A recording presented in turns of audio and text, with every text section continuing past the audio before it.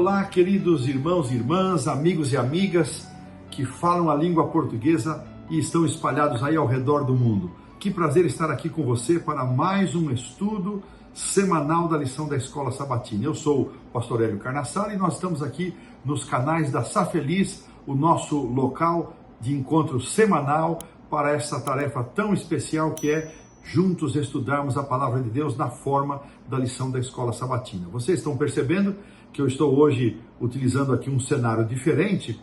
Eu estou fora da minha casa, onde normalmente eu gravo, e por bondade de um amigo eu estou utilizando o seu escritório para poder fazer esta gravação.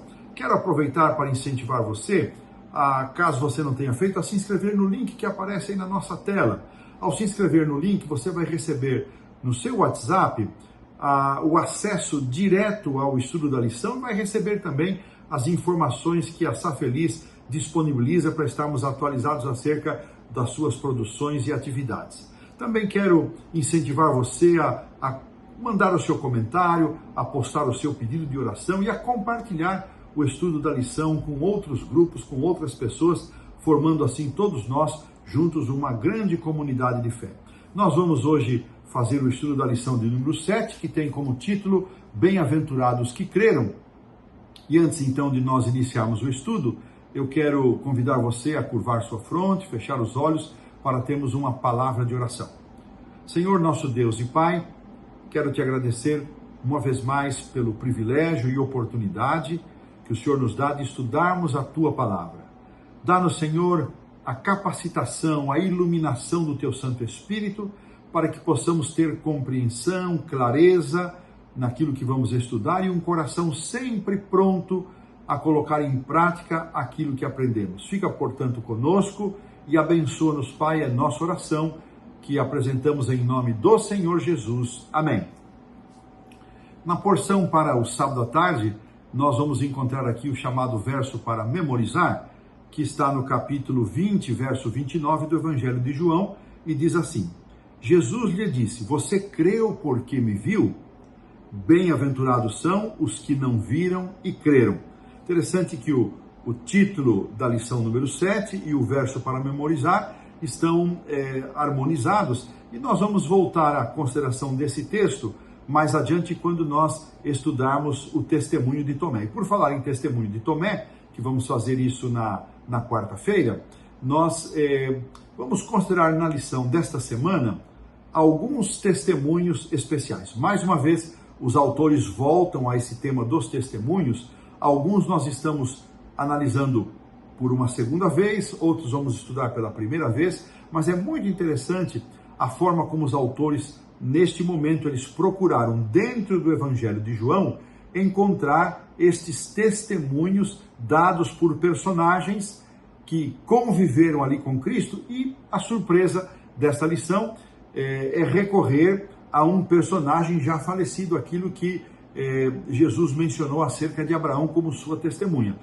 Esses que nós vamos estudar aqui nesta semana, o testemunho de Abraão, de Maria, de Pilatos, de Tomé e o nosso próprio testemunho, eles não são os únicos encontrados no Evangelho de João. Nós já vimos tantos outros que nos enriqueceram e que nos enriquecem, e todos eles, de uma certa forma, contribuem de forma muito decisiva para enfatizar a natureza divina do Senhor Jesus Cristo. Ele nunca omitiu declarar-se que era o Messias, que era o Cristo, o Filho do Deus vivo, plenamente humano, plenamente divino, e ele então recorreu a esses testemunhos, muitas vezes provocando esses testemunhos, outras vezes ocorrendo de forma espontânea, para que essas pessoas, em testemunho aquilo que elas viram, pudessem então também expressar as suas convicções acerca do Messias. Os autores terminam a lição do sábado à tarde fazendo uma pergunta que eu achei bastante interessante. Eles fizeram o seguinte como pergunta: por que essas pessoas deram esses testemunhos impressionantes a respeito da identidade de Jesus? Qual a razão? Então eles complementam, esse vai ser o estudo da nossa lição da Escola Sabatina desta semana. E dessa forma, nós colocamos aqui um ponto final na lição do sábado à tarde. Indo para o domingo, nós vamos encontrar aqui como título De Volta a Abraão. Eu achei muito interessante essa lição, porque de uma forma bastante enfática, nós já vimos a forma como o Evangelho de João registra as vezes que Jesus citou Moisés, especialmente na multiplicação dos pães e em outras situações. E agora vamos trazer aqui o testemunho do patriarca Abraão, que deixou para nós um legado tão importante, uma história maravilhosa com vários registros de fé. Não é à toa que ele é chamado o pai da nação hebraica, não é à toa que ele também é chamado o pai da fé, o amigo de Deus e uma referência para a nossa espiritualidade. Abraão também é o primeiro personagem bíblico onde nós encontramos a palavra profeta, ou seja, na Bíblia, a palavra profeta pela primeira vez ocorre a respeito de Abraão, Deus dizendo que Abraão era profeta naquele episódio com Abimeleque. Os comentários que nós lemos a respeito de Abraão no Espírito e Profecia, Ellen White diz que Abraão orava e buscava uma demonstração, uma visão acerca da pessoa de Jesus e do Messias. Olha que interessante isso. E ele, de certa maneira, Abraão foi um tipo de Deus, o Pai, da mesma forma como Isaac foi um tipo de Jesus, Deus o Filho.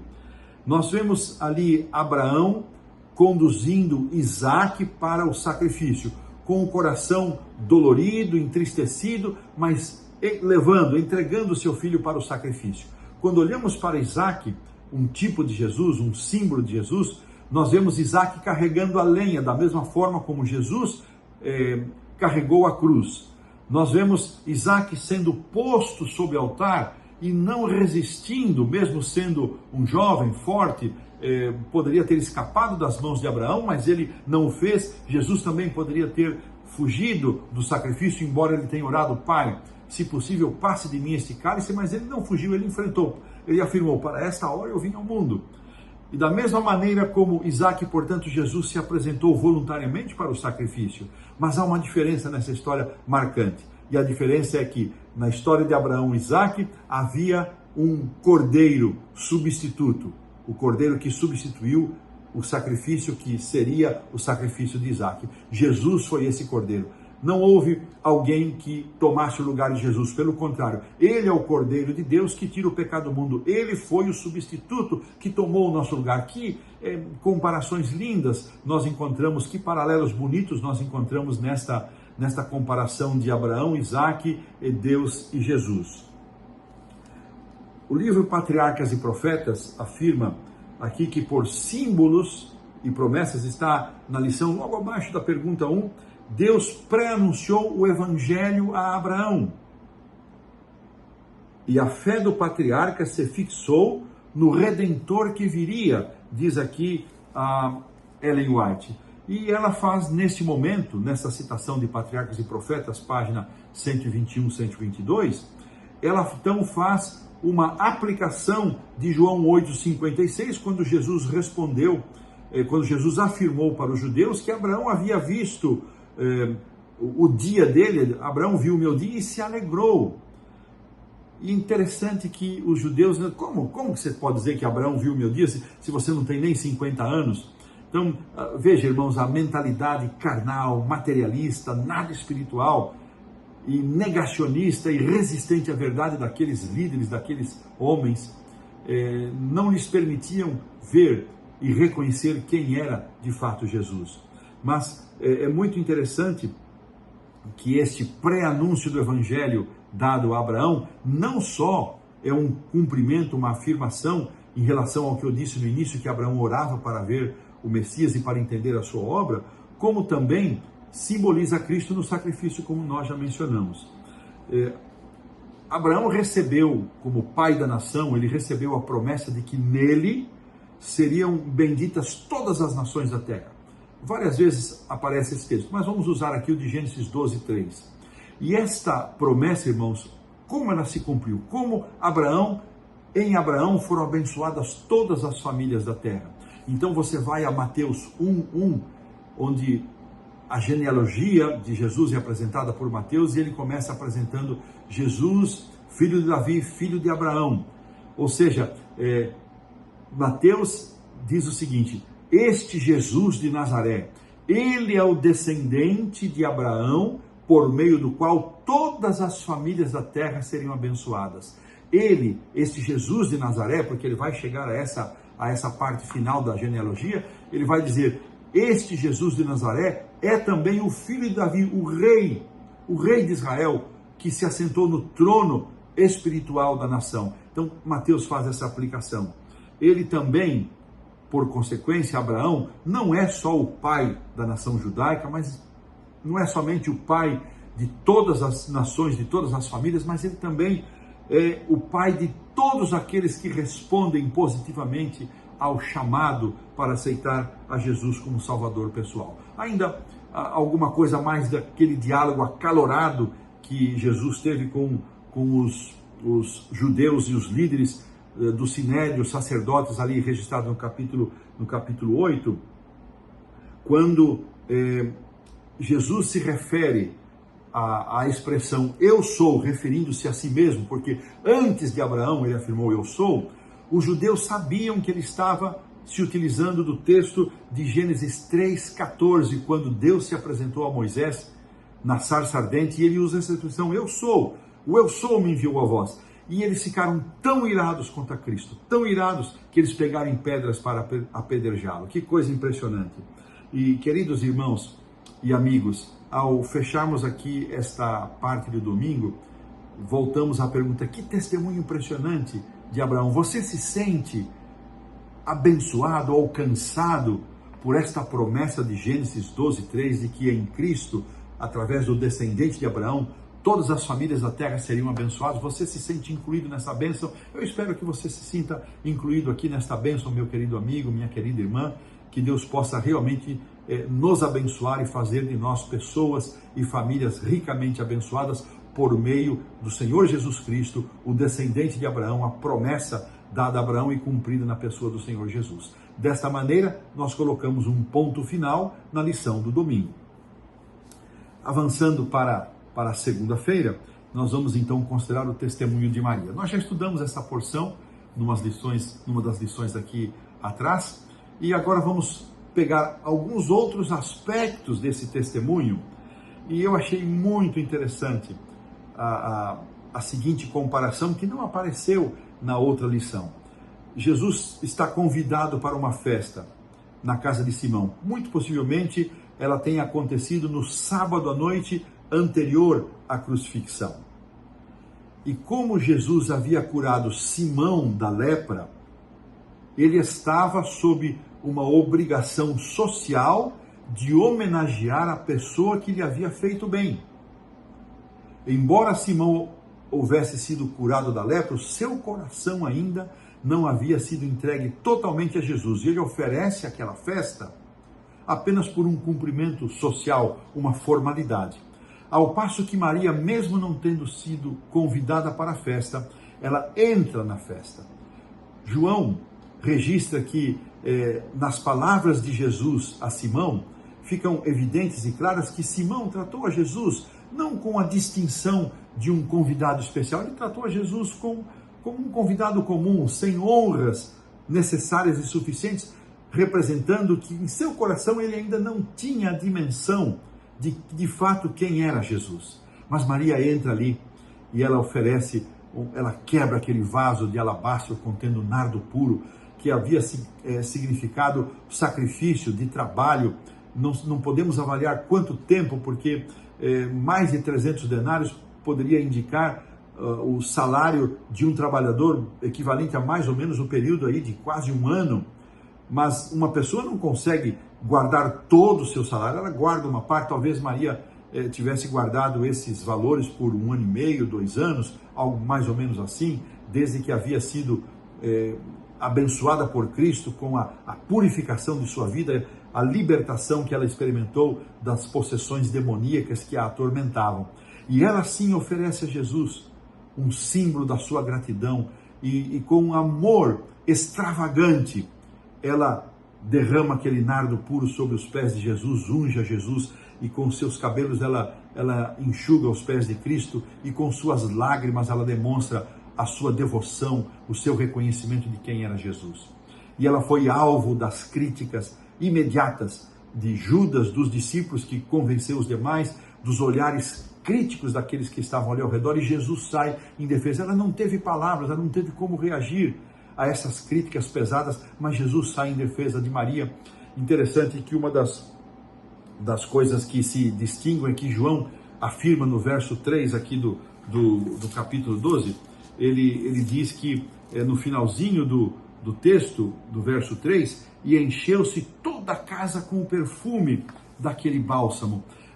Eu penso que Maria não teve a intenção de chamar a atenção para si, ela queria entrar de forma que ninguém a notasse, ela queria apenas homenagear Jesus, homenagear a Cristo com o derramamento daquele perfume, daquele bálsamo, e sair sem ser notada, sem ser percebida. Mas o perfume encheu a casa.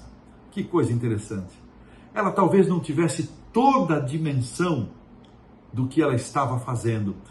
É possível que inicialmente ela quisesse preparar Jesus para aquilo que ele mesmo havia dito, para enfrentar o seu sacrifício, mas ela ouviu que havia um outro movimento que queria coroar a Jesus como rei. Então ela entendeu que estava participando de forma antecipada da homenagem a Jesus como rei. Mas ainda pensando no fato de que o perfume encheu toda a casa. Irmãos, o apóstolo São Paulo, na segunda carta aos Coríntios, capítulo 2, verso 15, ele menciona que nós somos o bom perfume de Cristo. Como é que nós estamos sendo percebidos por aqueles com quem nos relacionamos? Será que quando estamos num lugar, o bom cheiro, o bom perfume do nosso cristianismo, ele exala, ele se demonstra coerente, ele se demonstra agradável, satisfatório? Ou às vezes, ao entrarmos num lugar, ao estarmos em um lugar, as nossas atitudes parecem não serem tão coerentes com a nossa profissão de fé, e ao invés de exalar o perfume, exala-se um mau odor, um mau cheiro. Como é que está a nossa vida, o nosso testemunho em relação a Cristo? É a nossa vida, de fato, um bom perfume, que leva um aroma agradável às pessoas, ou as pessoas nos olham, mas esse aí é um crente, esse ainda se diz um cristão? Como é possível? Irmãos, para a gente pensar nesse paradoxo. Uma outra coisa interessante também é que Marcos 14, verso 8, contém um registro de Jesus comentando sobre isso, e João não registra, mas Marcos registra a seguinte expressão: esta fez o que podia, ela fez o que ela pôde, o que estava ao alcance. Irmãos, que palavra linda de Jesus sobre Maria. Ela fez aquilo que estava ao seu alcance, ela se sacrificou, ela se empenhou, e Jesus aceitou esta oferta com gratidão, com alegria. Com gratidão e alegria. É certo que aqueles momentos difíceis pelos quais Jesus passou naquela semana, os embates que ele sofreu, as discussões acaloradas, finalmente o seu martírio, a sua prisão, o seu flagelo e finalmente a sua crucifixão, tenho certeza que esta unção de Maria, sempre em algum momento dessas passagens tão difíceis, trouxeram paz e conforto ao coração de Jesus. Queridos amigos, irmãos, encontramos ainda aqui em O Desejado, no último parágrafo da lição da segunda, o que segue da seguinte maneira: a perfumada oferta que Maria pensara oferecer ao corpo inanimado do Salvador, derramou-a sobre ele vivo. Naquele momento, porém, alegrou o coração dele com a certeza de sua fé e seu amor. Sabe, irmãos, Deus se alegra com a nossa expressão de amor, com a nossa gratidão. Há tantas maneiras pelas quais nós podemos expressar nossa gratidão, a nossa fidelidade nos dízimos e nas ofertas, os atos de bondade para com os sofredores, palavras que abençoam a vida das pessoas e, sobretudo, irmãos, palavras de graça, palavras graciosas que perdoam, que levem paz e esperança aos que fracassam, aos que erram, não julgamento, mas essas palavras de amor e amparo. Que você e eu, querido irmão, querida irmã, nós possamos ser gratos e possamos ser o bom perfume de Cristo e possamos fazer por Jesus tudo que estiver ao nosso alcance. Desta maneira, nós colocamos aqui um ponto final na lição da segunda-feira. Avançamos para a lição da terça-feira, onde vamos considerar o testemunho involuntário de Pilatos. É muito interessante isso, irmãos, porque há um contraste aqui que de cara nos chama a atenção. O governador pagão romano Pilatos se convenceu da inocência de Cristo, de que ele era um ser diferente, em contraste com o endurecido coração dos líderes da nação judaica, dos seus líderes espirituais, dos sacerdotes, escribas e fariseus, que endureceram o coração e viram nele um embusteiro, um enganador. Que coisa interessante. Alguém de fora teve uma percepção muito mais clara e verdadeira de quem era Jesus em relação aos que estavam dentro. E eu fico pensando nisto e fico pensando, irmãos, será que a compreensão que eu tenho de Cristo Jesus é a compreensão que a palavra de Deus me apresenta? É minha compreensão compatível com a revelação das Sagradas Escrituras, tanto as profecias do Antigo Testamento como os registros dos Evangelhos? É assim que está em meu coração o que creio e penso a respeito de Jesus? Que seja assim para nós, irmãos. É muito interessante que João registra várias vezes em que, em determinadas circunstâncias e diversas circunstâncias, houve ou por palavra de alguém, de forma positiva até, não só as negativas, houve uma tentativa de apressamento do tempo em que Jesus deveria cumprir o seu ministério, ou o tempo de sua glorificação, que era o tempo do seu sacrifício. E várias vezes Jesus disse, olha, não é chegada a minha hora, lá no milagre de Caná, depois João 7, quando subiam para a festa, os irmãos de Jesus queriam que ele se apresentasse, não é chegada a minha hora. Então várias vezes se repete isso no Evangelho de João. E esta repetição, ela tem um significado, porque nós estudamos isso várias vezes no Evangelho de Marcos, a conexão do cumprimento fiel da profecia de Daniel 9 com o batismo de Jesus, a unção do Messias, que é o seu batismo, com o seu sacrifício a metade da semana. Então havia um tempo profetizado em Daniel 26 e 27, em que o Messias seria assim declarado, e um tempo exato na profecia em que ele cumpriria o propósito da sua vinda, que era o sacrifício. E Jesus, ele se desviou destas situações embaraçosas e que poderiam ter apressado e, portanto, levado a um descumprimento da profecia. Olha que coisa interessante.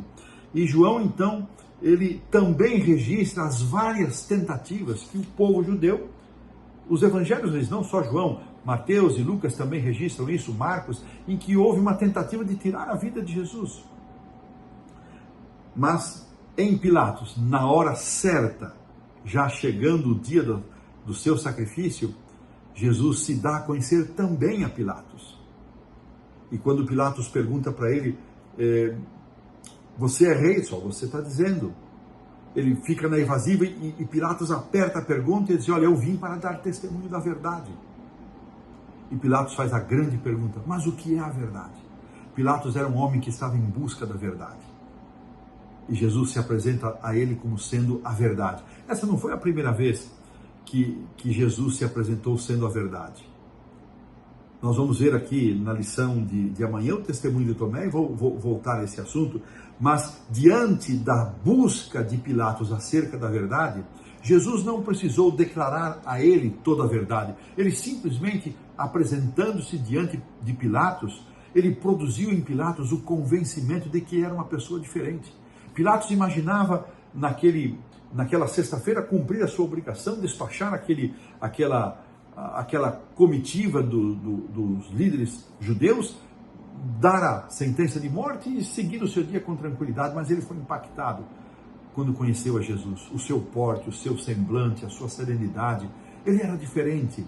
E é interessante que Mateus 27, 19 registra que a esposa de Pilatos, cujo nome não temos registrado na Bíblia, ela mandou um recado ao seu marido dizendo, olha, não te envolvas na questão deste justo, porque por causa dele muito sofri em um sonho, mesmo com o testemunho de sua esposa, e tendo ele próprio, ele mesmo, a convicção e certeza de que Jesus era inocente, e ele afirma isso por 3 vezes.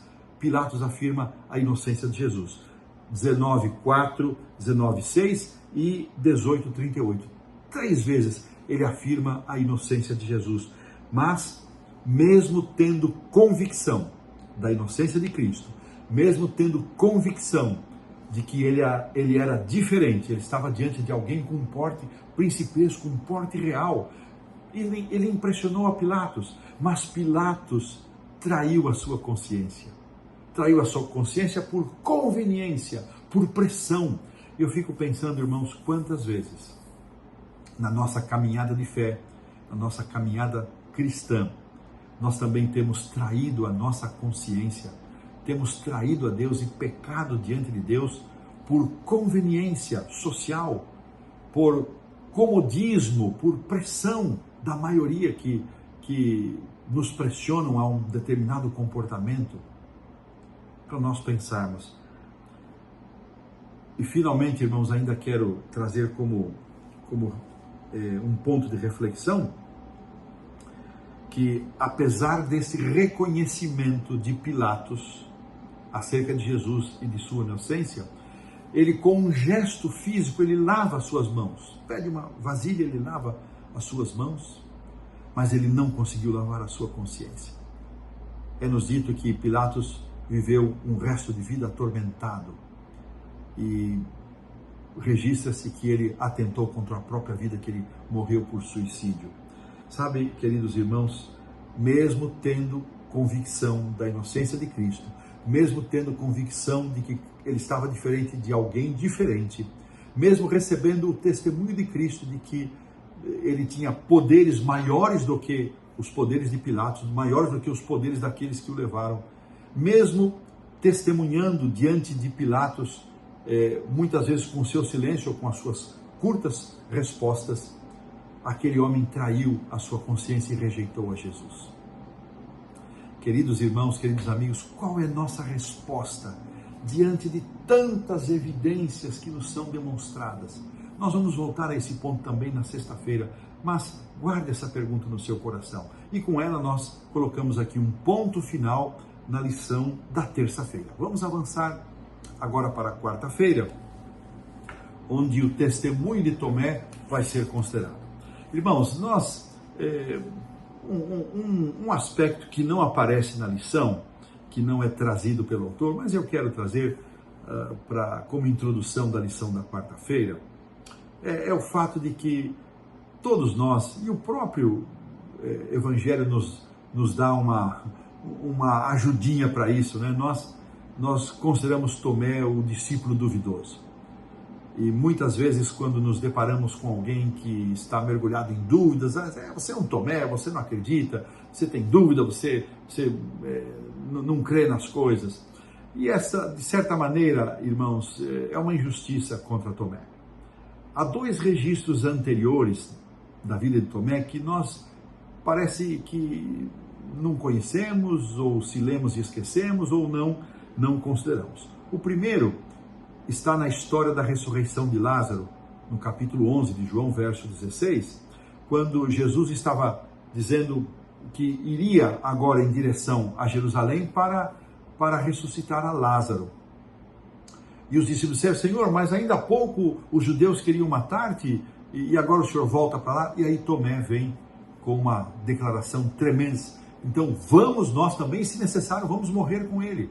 Um testemunho impressionante. Não podemos avaliar se seria ou não um testemunho parecido com Pedro, que jamais vou te negar, e depois negou, mas o fato é que está ali registrado um gesto, um ato de coragem da parte de Tomé. Se necessário, vamos para morrer com ele. Um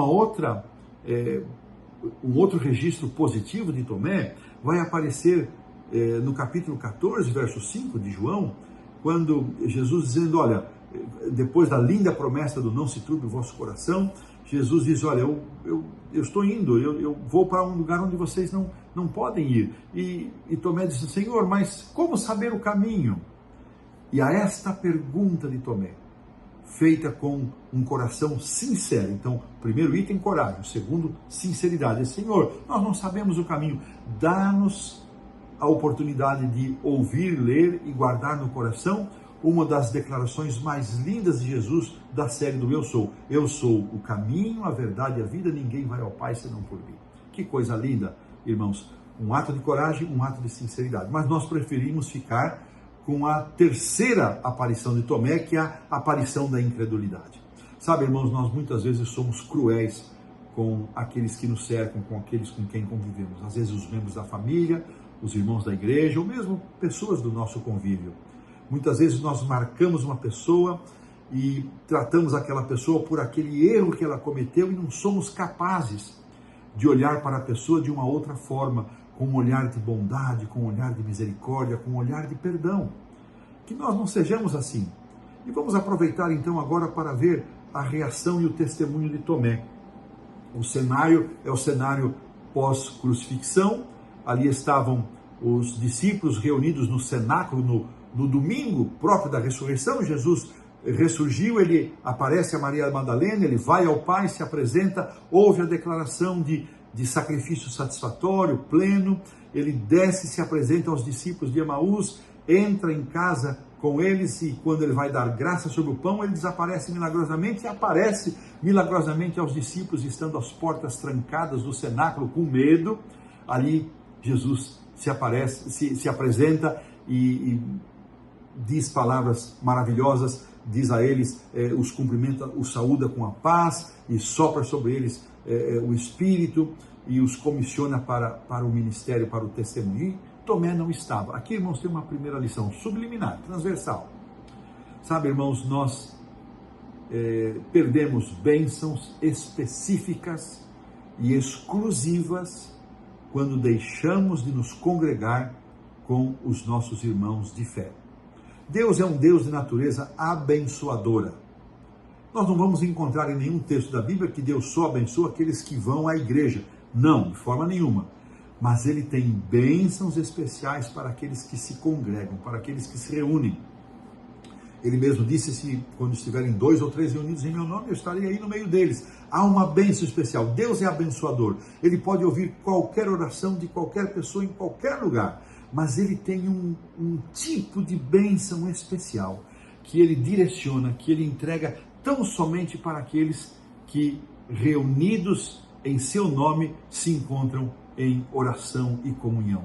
Irmãos, que não permitamos que as comodidades desta vida, que o conforto ou a extensa atividade que muitas vezes marca e determina a nossa caminhada, nos afaste, nos tire da igreja. Pelo contrário, que nós sejamos, irmãos, um exemplo com a nossa família de estarmos na igreja, de compartilharmos os momentos especiais de culto, de amarmos os nossos irmãos, encontrarmos os nossos irmãos, abraçarmos os nossos irmãos, animá-los, entusiasmá-los, e só a nossa presença já é suficiente para isso, muito mais quando podemos ter contato. Então essa é uma lição. Mas ali, Tomé, quando ouviu o relatório dos discípulos, disse, não, eu não acredito, só se eu puser a minha mão nas suas marcas, nas suas marcas de sacrifício. E 8 dias depois, diz o texto de João, aqui nós estamos no capítulo 20, eu estou aqui folheando a minha Bíblia para chegar lá, aí então estamos aqui, ele disse, verso 25 do capítulo 20, se eu não vir nas suas mãos o sinal dos cravos, e ali não puser o meu dedo, e não puser a minha mão no seu lado, de modo algum acreditarei. Ele cravou, se eu não vir, se eu não puser a mão. E é interessante, irmãos, que aí o texto dos versos 26 a 29 nos conduz à seguinte compreensão, que 8 dias depois, estando novamente os discípulos reunidos, Jesus se apresentou entre eles. E interessante que, novamente, as portas trancadas, então Jesus foi direto, dirigindo-se a Tomé, ele disse, verso 27, vou pedir produção, por favor, coloque aqui os caracteres de 20 e 27, de João, e logo disse a Tomé, põe aqui o teu dedo e vê as minhas mãos. Chega também a tua mão e põe-na no meu lado. Não sejas incrédulo, mas crente. Que coisa impressionante. Irmãos, os comentários, inclusive de Ellen White, nos dão conta de que Jesus tratou com amor, com brandura, o incrédulo Tomé. Esse traço de incredulidade que se manifestou e que não era possivelmente o traço dominante da vida dele, mas naquele momento se manifestou. E Jesus tratou com brandura. Aqui, irmãos, há uma lição muito preciosa para nós. Como é que nós temos tratado aqueles que erram, aqueles que falham? Eu tenho convicção arraigada que uma das formas em que mais nós nos parecemos com Cristo se estabelece pela forma como nós tratamos os que erram. O perdão, a graça, a nova oportunidade, o estender da mão. Eu tenho esta certeza, esta convicção de que quanto mais perdoadores, quanto mais misericordiosos, quanto mais amorosos com aqueles que erram, com aqueles que tropeçam, com aqueles que duvidam, com aqueles que caem, quanto mais fazemos isso, mais nós nos parecemos com Cristo. Mas também Jesus não deixou de dar uma branda repreensão a Tomé, porque quando Jesus ele dirige estas palavras a Tomé, especialmente o final, não sejas incrédulo, mas crente. Olha a reação de Tomé. Respondeu-lhe Tomé: Senhor meu e Deus meu. Imediatamente Tomé ele reconhece o seu erro, reconhece a sua falta, a sua culpa, reconhece a sua falta de fé, a dureza do seu coração. E isso é como se fosse um pedido de perdão. Senhor meu e Deus meu. Olha que lindo. Tomé reconhece nestas palavras, ele reconhece a humanidade de Cristo, ele reconhece a divindade de Cristo, ele reconhece a sua inadequação, ele reconhece que sem Cristo ele jamais teria salvação. Lindas essas palavras de Tomé. É assim também que nós pensamos de Cristo, é assim que nós nos referimos a Cristo. E agora vem a resposta de Jesus, e eu vou pedir para a produção colocar novamente o verso 29. Disse-lhe Jesus, esse é o nosso verso para memorizar: porque me viste e creste, bem-aventurados os que não viram e creram. E esta frase do 29, meus irmãos, que é uma repreensão branda. Jesus deu uma repreensão branda, porque Tomé, com o seu gesto de incredulidade, ele passou a representar um grupo de pessoas que estabelece condições para crer em Jesus. E esses estão por aqui hoje, irmãos. Muita gente quer estabelecer: se eu não vir, se eu não puser a mão, e se isto não acontecer, se isto não ocorrer, eu não aceito, eu não creio. Irmãos, não é este o caminho do Evangelho. Há muita gente que está estabelecendo condições para aceitar a Cristo, quando nós deveríamos agradecer por aquilo que Cristo fez por nós e nos entregar a Ele sem reservas, sem exigências. Mas ele estava aqui na sua insanidade, estabelecendo condições, e Tomé representa esse grupo que hoje age assim. Tomé representa também aqueles que não têm uma compreensão espiritual das coisas de Deus, do reino de Cristo. E finalmente Tomé ouve a repreensão de Cristo e ele se arrepende do seu erro, e ele passa a ser um discípulo vigoroso e uma testemunha fiel de Jesus até o fim de sua vida. Que exemplo lindo, que lição maravilhosa da vida de Tomé. Que Deus nos abençoe, irmãos, a tirarmos as lições positivas do exemplo de Tomé, e que Deus nos abençoe a crermos sem reservas, não impormos condições e sermos testemunhas fiéis acerca do Cristo maravilhoso que deu a vida por nós. Desta maneira, pomos um ponto final na lição da quarta-feira e vamos avançar na quinta-feira. Vamos dar aqui uma acelerada, o nosso testemunho de Jesus. Essa lição de quinta é muito interessante, porque ela nos faz pensar o seguinte: se nós estivéssemos vivendo naqueles dias em que Jesus esteve nesta terra, a que grupo você e eu pertenceríamos? Será que você estaria entre aqueles que aceitaram de bom grado a missão do Messias, o reconheceram assim e entregaram o coração a Ele e o serviram? Ou estaríamos do outro lado, aqueles que, mesmo tendo evidências como o jovem rico, mesmo tendo evidências como os sacerdotes, os escribas e fariseus, posto que muitos sacerdotes ainda, posteriormente, Atos 6 vai nos dizer isso, entregaram o coração a Cristo, mas naquele momento não. De que lado nós estaríamos? E outra pergunta, será que teria sido mais fácil para nós aceitar Jesus em vista de todos os sinais e milagres que ele fez e que se demonstrou diante das pessoas?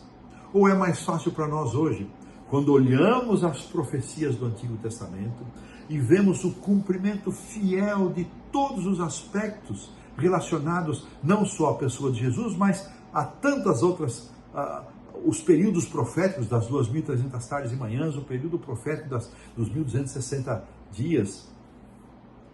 O que é mais fácil hoje? Será que nós precisávamos de ter um Cristo efetuando milagres aqui diante de nós, ou nós já temos evidências suficientes, registradas na sua palavra? Irmãos, o próprio fato de nós aceitarmos o Evangelho é um cumprimento da profecia. Jesus disse: esse Evangelho do reino será pregado em testemunho a todos. Hoje nós aceitamos o Evangelho porque Jesus profetizou que aquele grupo de caipiras galileus pregaria esse Evangelho, o Evangelho se espalharia pelo mundo, algo que naquele momento parecia impossível, hoje é uma realidade. O cristianismo é a maior religião do mundo, com 2 bilhões e 300 milhões de adeptos em todo o mundo. Olha que coisa interessante. Sabe, irmãos, hoje você e eu também temos o privilégio de dar o nosso testemunho a respeito de Cristo, não só por conta daquilo que falaram aqueles que nos antecederam, não só porque Abraão viu o seu dia e se alegrou, não só por conta do testemunho de Pilatos, que finalmente o rejeitou, não só por conta do exemplo de Maria, que o honrou, não só por Tomé, que em algum momento duvidou, mas ele era um homem corajoso e sincero e rendeu-se a Cristo, mas hoje nós temos o privilégio e a oportunidade de dar o nosso testemunho a Jesus por causa daquilo que ele fez e continuará fazendo por nós. É assim que nós estamos nos conduzindo, irmãos. Temos sido testemunhas fiéis de Jesus. Lembremos da história dos samaritanos, tão linda, que estudamos aí há alguns sábados atrás. Já não é mais pelo que você nos contou, mas agora é porque nós estamos diante dele e Jesus não fez nenhum milagre diante daqueles samaritanos. Não é agora por causa daquilo que você falou, mas nós mesmos estamos vendo. Irmãos, que sejamos como estes samaritanos.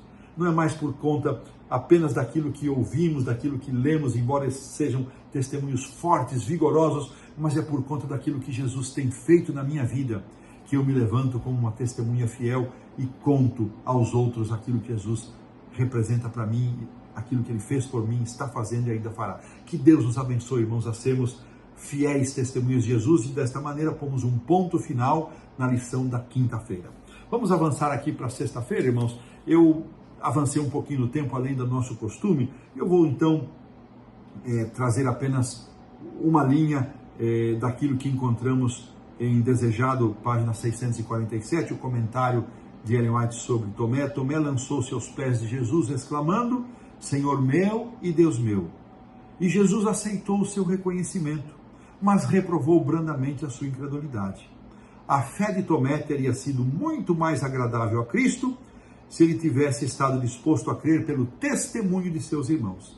Se hoje o mundo seguisse o exemplo de Tomé, ninguém creria na salvação. Irmãos, mais um reforço dessa lição sobre Tomé, e aqui nós terminamos agradecendo a Deus a oportunidade de estudarmos essa lição e deixarmos conosco, e deixo conosco a pergunta retórica que Pilatos fez: o que é a verdade? À luz de tudo o que temos estudado em João, o que é a verdade para você, o que é a verdade para mim? Que Deus nos abençoe. Convido você a uma oração de encerramento. Pai querido, graças te damos por esta lição tão maravilhosa, tão cheia de ensinamentos preciosos, que não sejam só para nos agradar a mente, Senhor, mas que sejam estímulos para a nossa fé, para o nosso entendimento, para a nossa vida espiritual, e que nós possamos nos render à verdade, nos render a Cristo, e possamos viver mediante esta verdade. Eu oro, Senhor, pelos meus irmãos e amigos espalhados por este mundo, e o faço em nome do Senhor Jesus Cristo, teu Filho, que vive e reina para todos sempre. Amém. Um forte abraço, meu querido amigo, minha querida irmã, e até a semana que vem. Que Deus nos abençoe.